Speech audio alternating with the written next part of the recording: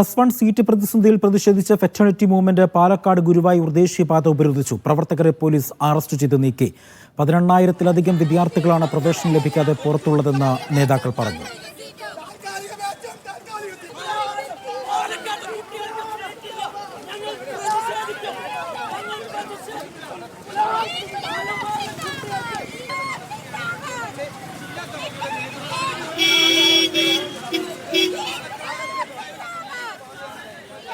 നന്ദഗോപാലുണ്ട് വിവരങ്ങൾ നൽകാനായി. നന്ദഗോപാൽ, പ്രതിഷേധം അവസാനിച്ചിട്ടുണ്ടോ?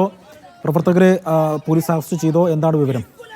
അജി, പ്രതിഷേധം അവസാനിച്ചിട്ടുണ്ട്. പാലക്കാട് ജില്ലയിൽ മാത്രം 18,000-ലധികം വിദ്യാർത്ഥികൾക്ക് പ്രവേശനം ലഭിച്ചിട്ടില്ല എന്നുള്ളതാണ് ഫ്രട്ടേണിറ്റി പറയുന്നത്. അതുകൊണ്ട് തന്നെ വലിയൊരു പ്രതിഷേധത്തിലേക്കാണ് ആ കാര്യങ്ങൾ പോയത്. പാലക്കാട് ഗുരുവായൂർ പാതയാണ് ഫ്രട്ടേണിറ്റി പ്രവർത്തകർ ഉപരോധിച്ചത്.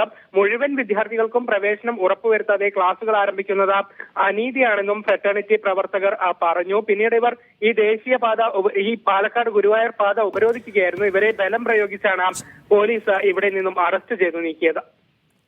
ശരി, നന്ദഗോപാലാണ് വിവരങ്ങൾ നൽകിയത്.